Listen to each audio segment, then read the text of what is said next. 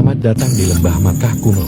Di tempat ini sekarang berdiri masjid suci bernama Masjid Al-Haram, dikunjungi oleh jutaan jemaah haji setiap tahunnya. Siapa sangka, dulu hanyalah gurun tandus. 4.000 tahun yang lalu, Nabi Ibrahim alaihissalam diperintahkan oleh Allah untuk membawa istrinya Hajar dan putra mereka Ismail dalam perjalanan panjang ke tempat terpencil ini. Semoga sejahtera bagi mereka semua. Ibrahim mengetahui melalui wahyu dari Allah bahwa disinilah dahulu berdiri Ka'bah, yang juga disebut rumah kuno, dan disinilah Ka'bah akan dibangun kembali olehnya dan putranya Ismail untuk mengembalikan warisan yang telah lama terlupakan dari tempat suci ini. Ibrahim melakukan perjalanan dengan istrinya Hajar dan bayi laki-lakinya Ismail menuju Makkah di semenanjung Arak. Pada saat itu tidak ada manusia, sumber air, atau makanan. Akhirnya, mereka berkemah di bawah pohon, di dekat lokasi rumah kuno. Setelah mereka menetap, Ibrahim memberikan Hajar sekantong kurma dan kantong air, lalu dengan keterkejutan dia mulai pergi tanpa mengucapkan sepatah kata pun, meninggalkan istrinya dan anaknya sendirian di tempat perkemahan. Hajar buru-buru mengejar suaminya. "Kemana engkau pergi, Ibrahim? Meninggalkan kami di lembah ini, tanpa ada manusia, atau apapun?"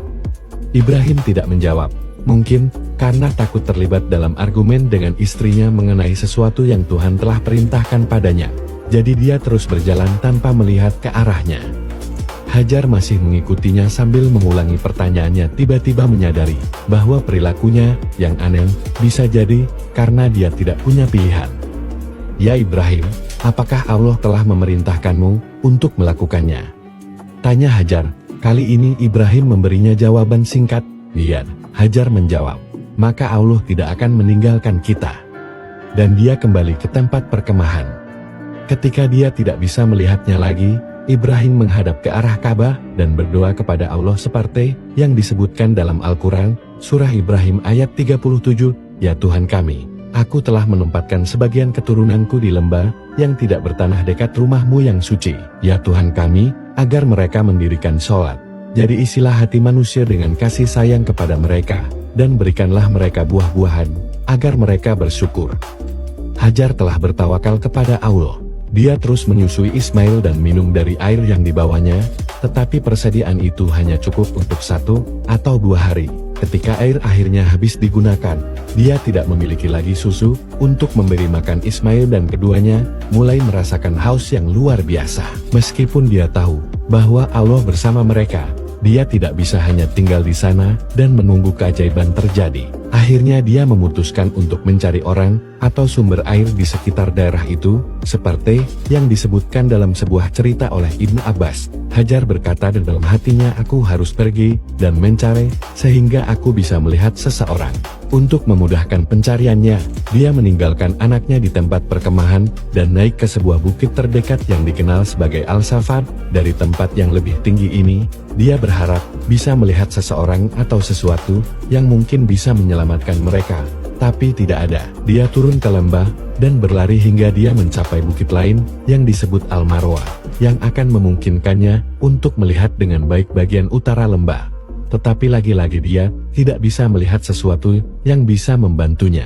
Kemudian, dia berkata dalam hatinya, "Sebaiknya aku pergi dan memeriksa anak itu." Ketika dia tiba, dia menemukan bayi itu melemah dan hampir tidak bernapas. Dia tidak tahan melihatnya menderita. Jadi dia berkata dalam hatinya, "Aku akan pergi lagi dan mencari.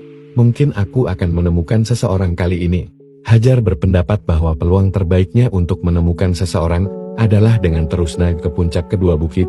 Selama 7 kali, dia terus berjalan bergegas di atas jalur yang berbatu sepanjang 450 meter antara Bukit Safa Marwah. Untuk memperingati ketekunannya dan kepercayaannya kepada Allah, ini kemudian menjadi sumber tradisi sa'i, ritual berjalan antara bukit-bukit tersebut selama haji. Ketika Hajar mencapai Al-Marwah untuk kali terakhir, dia mendengar suara bisikan dan mendengarkan dengan penuh perhatian. Dia mendengar suara itu lagi dan berkata, "Hai siapapun engkau, engkau telah membuatku mendengar suaramu.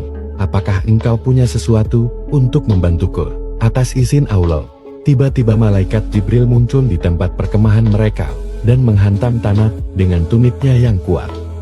Hajar berlari kembali ke anaknya, dan dengan keterkejutan, dia melihat air keluar dari tanah. Dia segera mengumpulkan beberapa batu, dan mulai membangun sebuah bak di sekitar sumber, untuk menampung air. Dikatakan bahwa dia mengulangi kata-kata Zam-Zam, yang secara bahasa diartikan akan dikumpulkan. Dia minum dari air itu, dan memberi minum Ismail darinya, sampai haus mereka terpuaskan. Malaikat berkata padanya, "Jangan takut dilupakan, karena inilah tempat di mana rumah Allah akan dibangun oleh anak lelaki ini, dan ayahnya. Dan Allah tidak pernah mengabaikan umatnya." Hajar dan Ismail diselamatkan oleh munculnya sumur Zam-Zam yang ajaib. Tidak lama setelah itu, burung-burung mulai terbang di atas sumber air baru. Kemudian dengan kehendak Allah sekelompok pelancong datang kepada Hajar dan anaknya. Mereka berasal dari suku Arab kuno yang disebut Bani Jurhum. Mereka biasanya melewati lembah ini, tetapi dengan keterkejutan, mereka melihat burung-burung terbang di atasnya. Mereka menemukan wanita dan bayi di dekat sumber air yang bening, sesuai dengan adat pada waktu itu. Hajar adalah pemilik sumber tersebut. Mereka meminta izin untuk mendirikan perkemahan dan minum dari air, dan sebagai balasannya mereka akan melindungi dan menyediakan kebutuhan untuknya dan Ismail. Hajar setuju dan dia mengangkat tangannya untuk memuji Allah Subhanahu wa Ta'ala.